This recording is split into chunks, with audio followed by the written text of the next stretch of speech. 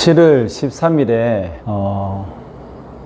국무조정실, 국무총리 비서실에서 그리고 보건복지부 아동권리과, 기획재정부 경제구조개혁총괄과, 기획재정부 복지예산과, 교육부 기획담당관, 행정안전부 기획재정담당관, 국토교통부 주거복지지원과, 고용노동부 청년고용기획과, 금융위원회 금융소비자정책과, 경찰청 아동청소년과에서 함께 보도자료를 하나 냈습니다. 전체 주관은 국무조정실이고요. 제목은 자립준비청년, 즉 보호종료 아동 자립의 길, 따뜻한 포용정책으로 동행, 관계부처 합동으로 보호종료 아동 지원 강화 방안을 발표했습니다. 공정한 삶의 출발 기회 보장, 실질적 자립 기반 마련을 목표로 6대 추진 과제를 마련했는데요. 보호권, 즉 보호기간 연장을 만 18세에서 아동 의사에 따라 24세로 공공후견인 제도를 도입하고, 자립 동반자 전담 기간을 17개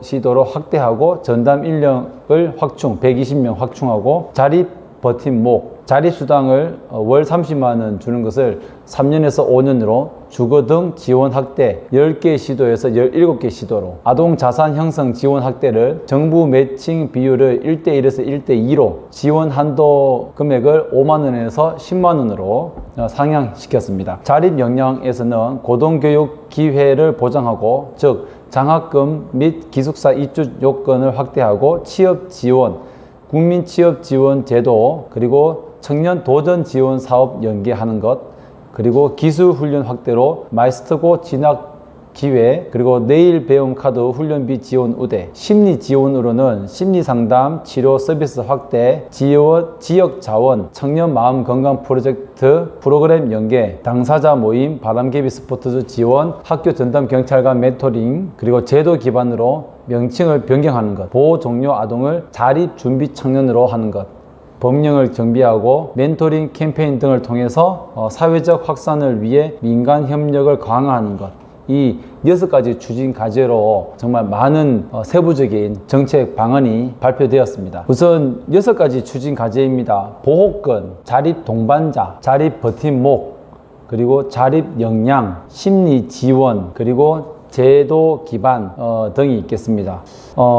너무나 보호 연장도 길어지고, 자립수당도 늘어나고, 그리고 취업 보장이라든지 심리 지원, 그리고 가장 중요한 보호 종료 아동을 자립 준비 청년으로 이제 이름을 바꾸겠다. 자립을 준비하는 청년들이다. 그래서 아동 양육시설을 나오면 이 청년은 자립을 준비하는 청년이다 라는 그러한 이제 말을 조만간 이제 쓰려고 여러 가지 법령을 개정한다고 합니다. 자립 준비 청년. 그래서 지원 강화 방안을 통해서 제가 느낀 점을 함께 좀 나누어 보고자 합니다. 우선은 국무조정실에서, 그리고 많은 부서에서 보호 종료 아동에 대해서 관심을 가져주시고, 정말 실질적인 도움이 될 만한 내용의 이러한 정책을 이제 바꿔 나가겠다. 자립준비 청년들과 함께 동행하겠다, 따뜻한 동행을 하겠다 라는 관심에 너무나 희망적이고 너무나 보람되었습니다. 우선 자립준비 청년, 그러면 자립준비 청년이라고 하는데, 그러면 아동 양육시설에 있는 아이들은 자립을 준비하는 아이들이 아닌가. 그래서 보육원에 있는 아동들은 보호 대상 아동이고, 그 연장을 통해서 퇴소를 하면 바로 자립준비 청년이 된다. 이러한 말이 좀 사실은 앞뒤가 안 맞기도 합니다. 보호 대상 아동에서 갑자기 자립 준비 청년으로 올라가는 것. 사실 아무튼 보육원에 있는 아이들도 보호 대상 아동이라는 말 대신에 또 다른 말이 있다면, 또 다른 말을 우리가 고민해 볼 필요는 있다라는 의문을 좀 던지고 한번 시작을 해보도록 하겠습니다. 우선 보호기간이 만 18세에서 24세로 아동의 의사에 따라서 연장한다고 합니다. 그러나 취업을 앞두고 또 대학에 다니는 아이들에게 도움이 되겠지만, 과연 누가 나 보육원에 더 있고 싶어요 라고 그렇게 생각을 할까요? 과연 몇 명이나 나는 보호 연장을 해주세요.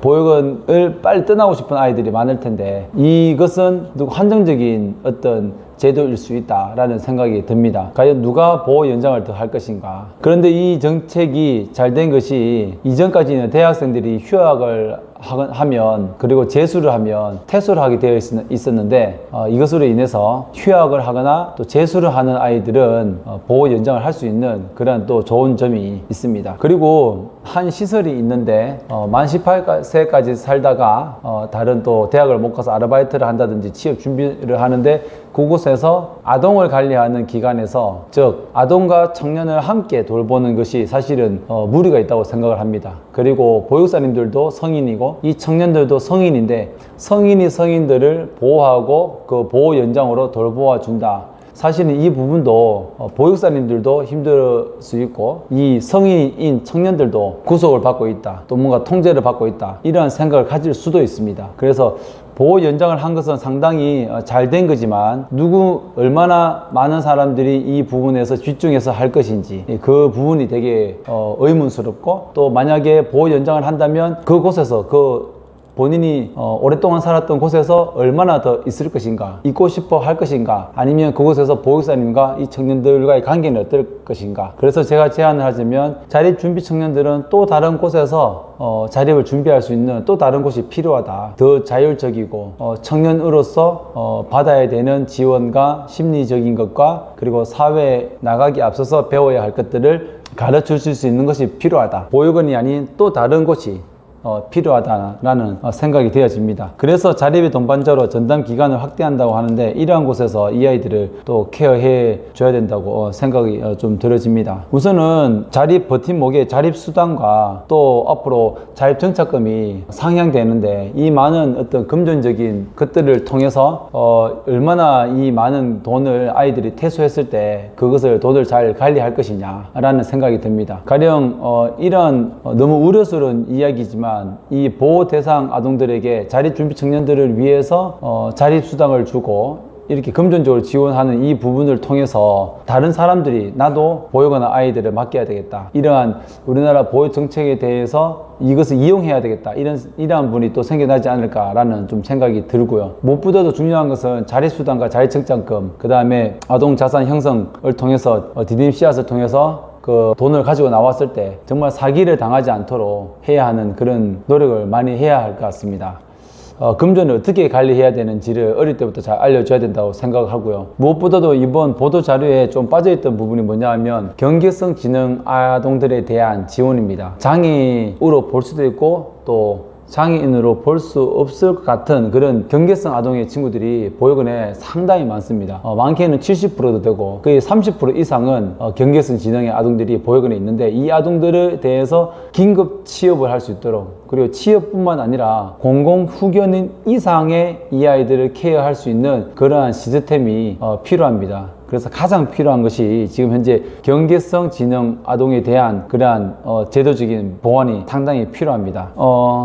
전담 기간을 전국적으로 확대한다고 했습니다. 너무나 조금 형평성에 어긋날 수도 있지만 장애인 센터나 다문화 센터는 우리 모든 지자체 그리고 시군부에도 다 있습니다. 다문화 지원센터, 그리고 탈북민 지원센터, 이런 것들이 또 장애인 센터가 다 있는데, 이런 것처럼 우리가 성장했던 곳, 우리가 성장한 그 지역 안에서 안정적인 그런 삶을 누릴 수 있는, 지원을 받을 수 있는 그러한 체제가 구축되어야 된다라고 생각이 되어집니다. 우선 어떤 이 보도자료에 보면 학교 전담 경찰관 메토링도 있고, 또한 당사자 모임인 바람개입 스포터즈를 지원하는 내용들, 보도자료를 만들기 위해서, 이러한 정책을 만들기 위해서 얼마나 많은 사람들이 머리를 맞대고 또한 이제 고민을 했을까라는 그런 생각이 듭니다. 앞으로 정말 이런 것들이 잘 보완되고 빨리 법령으로 만들어져서 법이 개정되어서 정말 이 보도자료의 글처럼 공평한 삶에서 아이들이 출발 기회를 보장하고 실질적인 자립의 어떤 기반이 마련될 수 있도록 우리 함께 노력하면 좋겠고, 어떤 제도가 또 생겨났고 또 다른 이 제도에 대한 또 보완해야 될 점, 좀 바꿔야 될 점들 이 상당히 많을 것입니다. 그래서 제가 오늘 내용을 영상을 찍게 된 것입니다. 조금 더 좋은 제도가 있다면 빨리 우리가 수정해야 하면 좋겠고, 이러한 영상을 찍고 또한 이 보도자료를 보면서 수많은 사람들, 우리 보육원 출신 당사자뿐만 아니라 언론, 그리고 정치인, 그리고 많은 사람들이 보호 종료 아동에 대해서 관심을 가져줬기 때문에 이제 보호 종료 아동이 자립 준비 청년으로 바뀌어지고 또 고액에 있는 아동들에 대해서 또 다른 지원이 많이 만들어지지 않을까라는 그러한 희망적인 생각을 많이 해봅니다. 앞서 말씀드렸던 담당 부서가 이렇게 많은 것을 제가 언급한 이유는 정말 자립을 하기 위해서는 정말 국가의 어떤 통합적인 관심과 노력이 필요하다라는 것을 다시 한번 말씀을 드리며 앞으로도 더 좋은 제도가 있다면 저에게 알려주시고 또 우리 모두 함께 노력해서 더 좋은 자립 준비 청년을 위한 자립의 어떤 제도가 만들어졌으면 좋겠습니다.